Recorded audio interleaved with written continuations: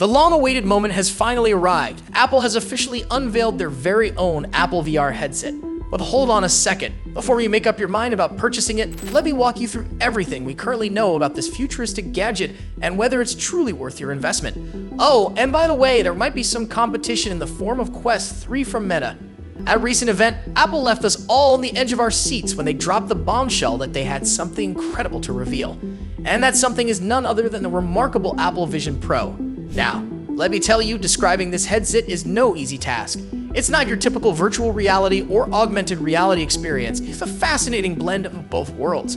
Apple, however, prefers to call it a special computer rather than a VR or AR headset. So what exactly does it offer? Well, it's a standalone device that lets you perceive your surroundings in all their vibrant colors while adding virtual reality elements on top. To enhance your journey into this alternate reality, Apple has introduced a cutting-edge operating system called Vision OS. Think of it as an interface that bears a striking resemblance to the familiar layout of your iPhone or iPad. And here's the cherry on top. The headset comes equipped with a nifty dial that allows you to fine-tune your level of immersion. You can seamlessly transition from the real world to a digital realm by adjusting the dial, altering the balance between reality and virtual reality. It's like having a dial to control the intensity of your mind-bending adventure. Imagine a headset that doesn't need any controllers. It's like magic. Instead, it uses hand tracking, which seemed unbelievable to me at first. But don't worry, we'll talk more about that later. Another cool feature is eye tracking. You can use your eyes to navigate menus and choose what you want by simply pinching. Now, let's talk about the design. This thing looks like it's from the future. It's bigger than what people expected. Instead of sleek sunglasses, it resembles a pair of ski goggles.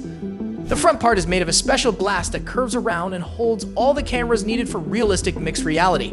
The frame is made of a custom aluminum alloy and fits comfortably on your face. The face cover is soft and comes in different shapes and sizes, tailored to fit your face perfectly. When you buy this headset, you'll have to go to an Apple store and scan your face to ensure the right fit.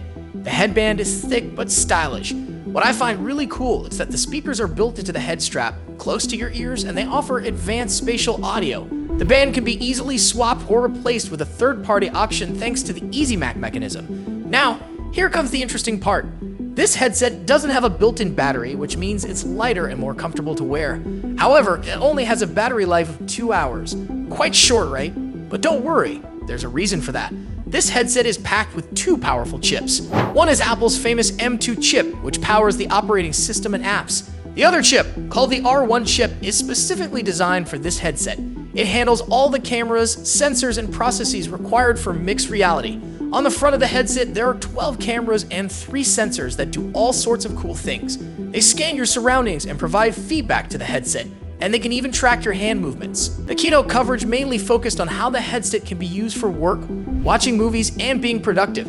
It has some interesting features like having meetings with multiple screens or working with 3D models in a mixed reality environment. One cool thing is that you can connect it to a MacBook and use the MacBook screen inside the headset. Watching movies with this headset is a really cool experience. However, the price of $3,500 is quite high. You could go to the cinemas 291 times instead of buying this headset. Some people think that even Quest 2 is expensive. Apple has a knack for making things seem cool and luxurious, which attracts many people. There are those who will buy any Apple product that comes out. Personally, I'm a huge Apple fan and I used to work in an Apple store. But let's be honest, this headset is not for everyone, especially gamers. It's more targeted towards business people, early adopters, and wealthy individuals. Apple is testing the waters in the XR market for the first time, and they want to ensure there's demand before making it affordable. They want to appeal to people who have never used a VR headset or played video games before, so they prioritize accessibility. However, this may limit its potential as a gaming headset because touch controls are not as satisfying as using a traditional controller, which provides tactile and haptic feedback, crucial for many games. Imagine having even more control over menus in your favorite virtual reality VR game just by using your hands. It's hard for me to think of a gaming experience that wouldn't be better with hand tracking. I'm a gamer, so maybe I'm biased, but I choose playing a video game on a console rather than on a mobile device any day. The headset does allow you to play Apple Arcade games with a controller, but you can already do that without the headset, even in VR, so that's not really something new or exciting. The real potential of this headset lies in the hands of developers. They need to create innovative and engaging experiences that take advantage of hand tracking. That's probably why Apple announced the headset so far in advance of its launch. They know they need amazing apps to sell this device Ones that will make people want to buy the headset itself, not just try out a novelty experience. Of course, there's always the chance that this whole thing could fail miserably. However, initial reports from journalists and YouTubers are quite promising. They're impressed with the headset, particularly the hand and eye tracking. They say it's incredibly responsive and intuitive.